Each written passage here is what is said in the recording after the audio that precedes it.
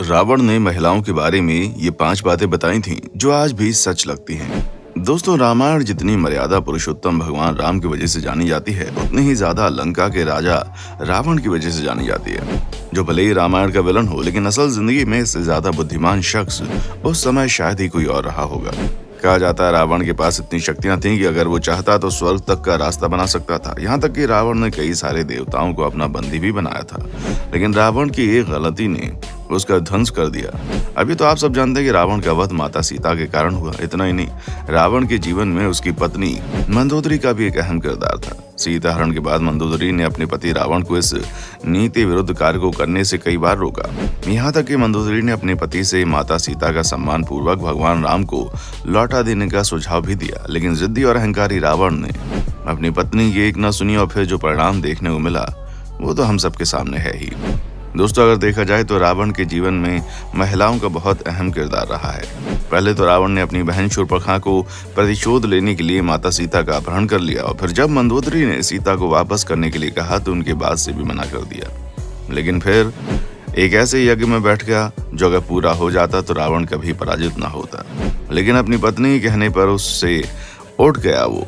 इन सारी चीजों को देखते हुए कहना गलत नहीं हुआ कि रावण जितना ही ज्यादा शक्तिशाली और बुद्धिमान था, उतना ही ज्यादा वो अपने जीवन में मौजूद महिलाओं के बारे में सोचता था।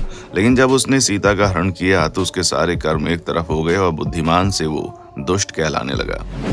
दोस्तों, रावण अपनी तरह का एक ही था। आपको राम तो बहुत मिल जाएंगे, लेकिन रावण एक भी नहीं। रावण को लोग दशानन के नाम से जानते हैं क्योंकि रावण के 10 सिर हुआ करते थे। लेकिन क्या वाकई में रावण के 10 सिर थे? अब इसका जवाब तो शायद किसी के पास हो, क्योंकि कुछ विद्वानों का मानना है कि रावण के 10 सिर नहीं थे, पर रावण एक मायावी भ्रम पैदा करता था। इसी कारण लोग उसे दशानन कहने लगे। तो वहीं कुछ विद्वानों के अनुसार तो रावण 6 दर्शन और 4 वेदों का ज्ञाता था, इसीलिए उसे 10 कंठी भी कहा जाता था। दोस्तों, रावण की पत्नियों के बारे में बात की जाए तो कहा जाता है कि रावण की 2 पत्नियां थीं, मंदोदरी और धन्यमालिनी, जिसमें से मंदोदरी रावण की पहली पत्नी थी। लेकिन कई बार आपको रावण की तीसरी पत्नी का जिक्र सुनने को मिलेगा।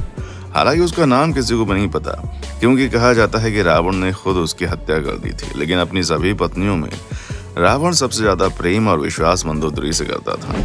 मायासुर की कन्या मंदोदरी और रावण की कई सारी कहानियां प्रचलित हैं। कहा जाता है कि रावण ने मंदोदरी को यह वचन दिया था कि वो केवल मंदोदरी उनकी मुख्य पत्नी और लंका की महारानी होंगी।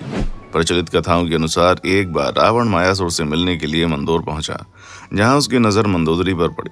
मंदोदरी की सुंदरता को देखकर रावण इतना ज्यादा मोहित हो गया कि उसने मायासुर के सामने मंदोदरी के साथ विवाह का प्रस्ताव रखा। कहा जाता है कि रावण और मंदोदरी की कुंडली का मिलान हुआ तब स्थितियां बिल्कुल भी ठीक नहीं थी, लेकिन रावण के प्रताप और तेज को देखते हुए मायासुर उसे अपना दामाद बनाने से इनकार नहीं कर पाया। मंदोदरी भी रावण से शादी नहीं करना चाहती थी, लेकिन पिता के वचन की लाज रखने के लिए मंदोदरी ने रावण से विवाह के लिए हामी भर दी, जिसके बाद दोनों का विवाह संपन्न हुआ। दोस्तों, कुछ मान्यताओं के मुताबिक भगवान शिव से मिले वरदान के कारण मंदोदरी का विवाह रावण से हुआ। असल में मंदोदरी ने भगवान शिव से यह वरदान मांगा था कि उसका पति धरती का सबसे विद्वान और शक्तिशाली व्यक्ति हो, और रावण के समय में उससे ज्यादा शक्तिशाली और विद्वान व्यक्ति कोई नहीं था। इसी वजह से रावण और मंदोदरी की शादी हुई। दोस्तों, मंदोदरी के नाम को लेकर भी लोगों के बीच में काफी मतभेद है। जहाँ कुछ लोगों का कहना है कि मंदोदरी का जन्म जो स्थान था मध्य प्रदेश के मंदसौर में हुआ, जिस कारण उसका नाम मंदोदरी पड़ा। तो कुछ का कहना है कि मंदोदरी राजस्थान के जोधपुर के निकट मंदसौर की थी। दोस्तों, रावण की मंदोदरी से मेघनाथ और अक्षय कुमार नामक 2 पुत्र थे, जबकि अतिकाय, त्रिशुरा, नरांतक और देवांतक नामक पुत्र धन्यमालिनी से हुए थे। जनश्रुतियों के अनुसार श्री राम के द्वारा रावण के अंत के पीछे मंदोदरी का भी एक बहुत बड़ा हाथ था। दरअसल रावण की मृत्यु का एक खास बाण से ही हो सकती थी, और उस बाण की जानकारी मंदोदरी को थी। कहा जाता है कि हनुमान जी ने मंदोदरी से इस बात की जानकारी हासिल करके इसको चुरा लिया, जिसकी वजह से प्रभु श्री राम को रावण का वध करने में सफलता हासिल हुई। वैसे दोस्तों, रावण और मंदोदरी के किस्से तो आप लोगों ने कई बार सुने, लेकिन क्या आप लोगों ने रावण और रंभा के बारे में सुना है? क्योंकि वाल्मीकि रामायण के अनुसार विश्व को विजय करने के लिए जब रावण स्वर्गलोक पहुंचा तो वहां पर उसकी नजरें रंभा नाम की एक अप्सरा पर पड़ी। जिसकी खूबसूरती को देखकर रावण इस तरह मचल उठा कि उसने रंभा को पकड़ लिया। रंभा ने जब रावण का कामातुर रूप देखा तो हाथ जोड़कर रावण से विनती की, आप मुझे इस तरह से स्पर्श न करें, मैं आपके बड़े भाई कुबेर के बेटे नल कुबेर के लिए बनी हूँ। इस तरह से मैं आपकी पुत्रवधू हूँ और आप मेरे ससुर हुए।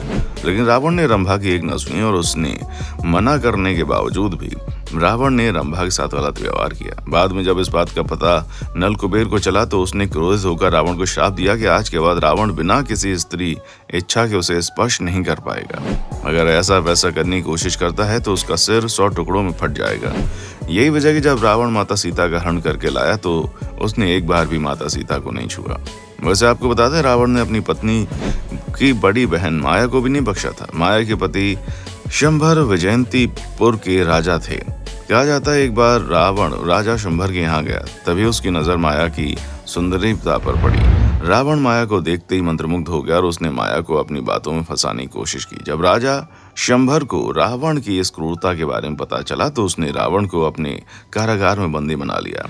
इसी बीच राजा दशरथ ने शंभर के क्षेत्र पर आक्रमण किया और इस युद्ध में शंभर की जान चली गई। पति की मृत्यु के बाद जब माया सती होने लगी तो रावण उसे अपने साथ चलने के लिए कहता है, जिसके बाद माया ने क्रोधित होकर रावण को श्राप देते हुए कहा कि तुमने वासना में आकर मेरे साथ छल किया, जिससे मेरा सतीत्व भंग हुआ और मेरे पति की मृत्यु हुई। एक दिन तुम स्त्री की वासना के कारण ही मारे जाओगे और जैसा कि हम सब जानते हैं माया के श्राप बिल्कुल सही साबित हुआ।